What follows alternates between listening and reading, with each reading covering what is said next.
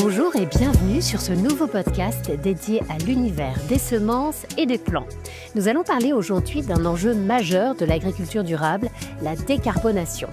Nous sommes en compagnie de 3 acteurs des filières, Gilles Lachambre, directeur semences Eurosem, Laura Alupka, coordinatrice générale RSE chez Dijon Céréales, et Géraldine Bernard, responsable globale agriculture durable chez Heineken. Tout d'abord, Monsieur Lachambre, dans quel cadre s'inscrit la réflexion sur la décarbonation chez Eurosem ? Au niveau du groupe, il y a eu la décision de lancer la démarche RSE. On avait 5 grands objectifs, dont la réduction de l'impact environnemental de notre entreprise. On est bien conscient qu'on a un impact principalement sur 2 grands thèmes, qui vont être le transport de nos marchandises et la consommation électrique de nos outils industriels pour travailler la semence. Qu'avez-vous mis en place pour améliorer ces impacts ? On a décidé il y a 2 ans d'équiper une des stations avec des panneaux photovoltaïques. Donc, on a installé 6000 m² de panneaux photovoltaïques sur le toit d'une des stations, ce qui représente une production de 1000 MWh par an.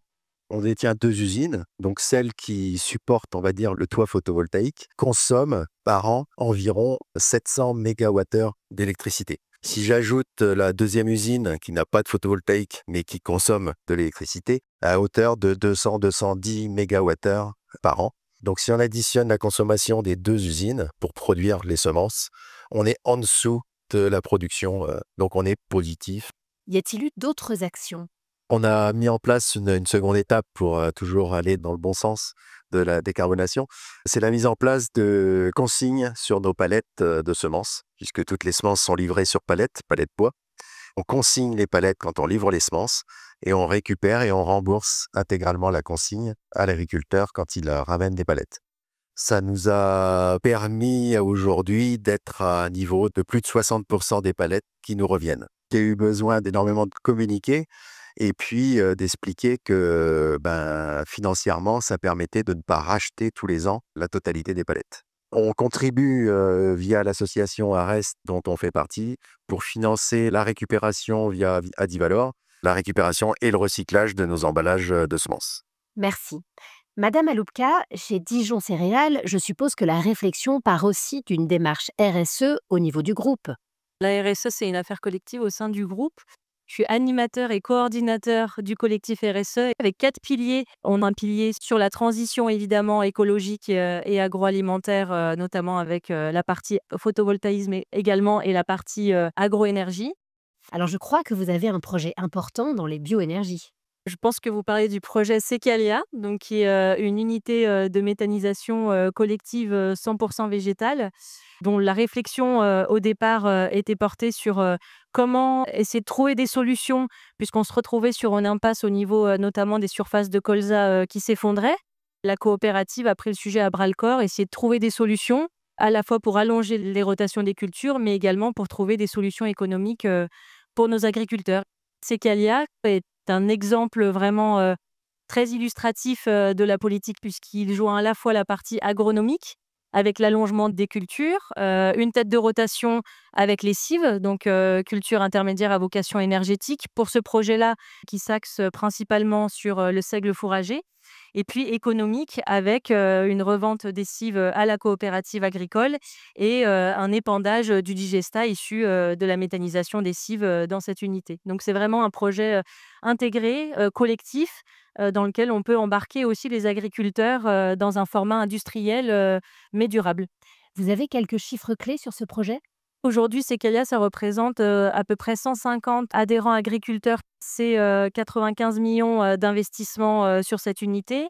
Et puis, ça représente aujourd'hui 4500 hectares de cives qui ont été récoltés l'année dernière, avec 170 000 mètres cubes de digesta qui ont pu être produits par l'intermédiaire de ce méthaniseur.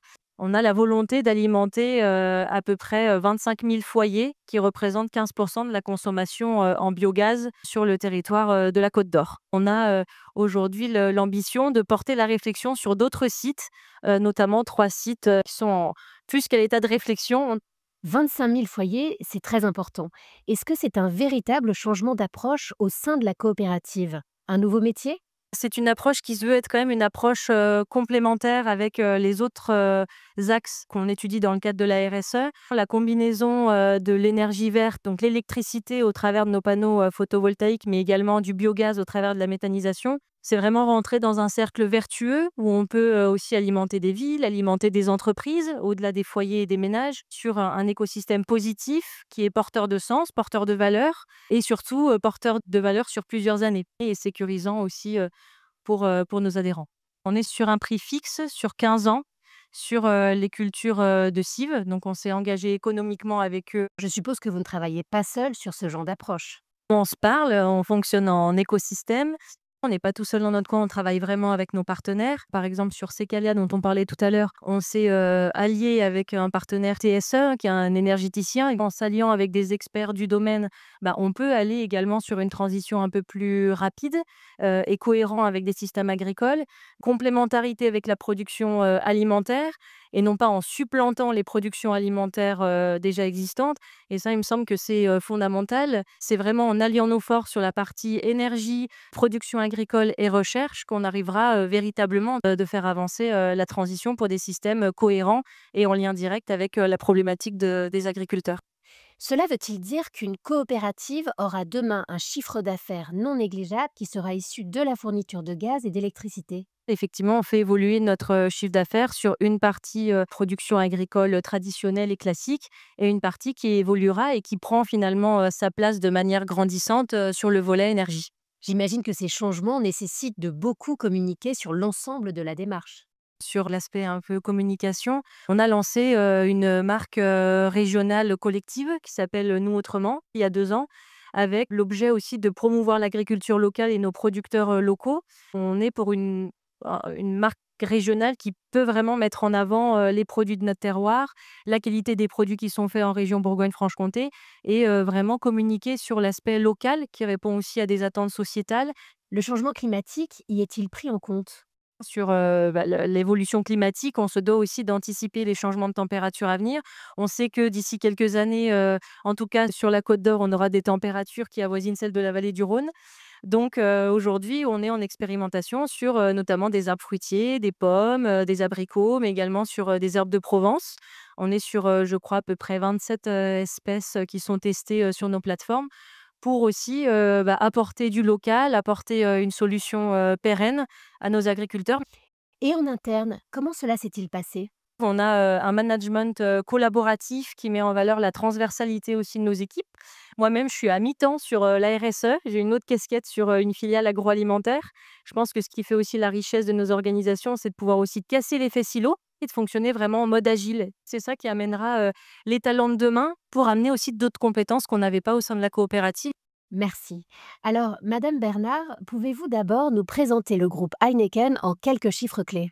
Sur 3 bières produites en France, il y en a une qui est produite par le groupe Heineken. Pour l'orge, sur l'ensemble de l'orge achetée, un tiers provient de la France. En fait, la France pèse énormément pour nous en tant que pays d'origine, pays de cultivation.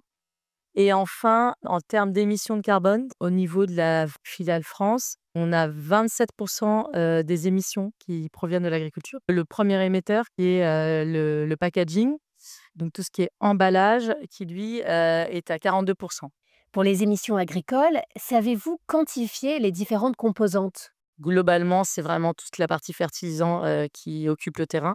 Donc 40 environ des émissions, 40 la production et les 20 restants, un mix de différentes choses, mais avec une bonne partie les machines agricoles.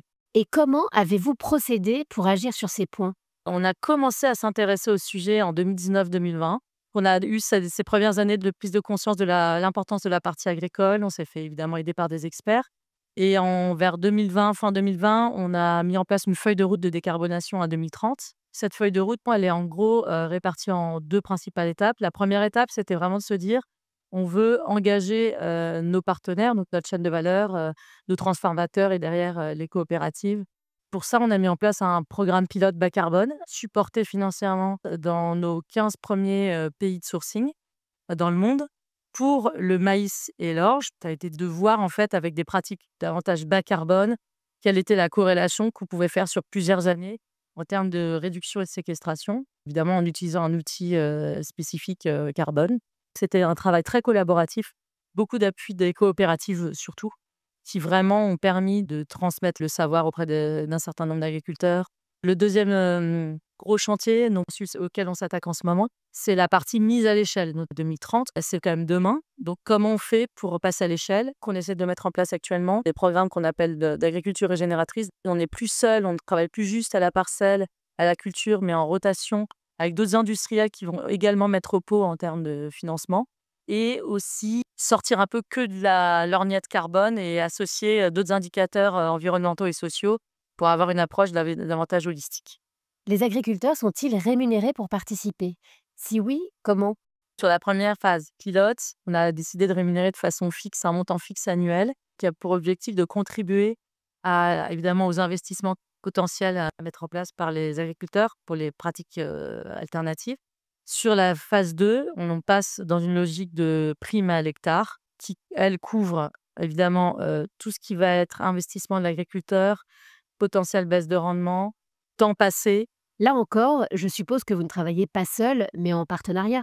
On est en bas de la chaîne et on a absolument besoin de tout le reste de la chaîne pour être efficace et pouvoir justement atteindre les objectifs qu'on s'est fixés. On est vraiment dans une logique partenariale très très forte. C'est assez novateur que de se rapprocher de beaucoup d'industries de l'agroalimentaire de façon très étroite, au niveau de terroirs, au niveau de zones géographiques très spécifiques, pour voir de quelle manière on peut vraiment coopérer ensemble et surtout cofinancer des projets d'agriculture régénératrice notamment.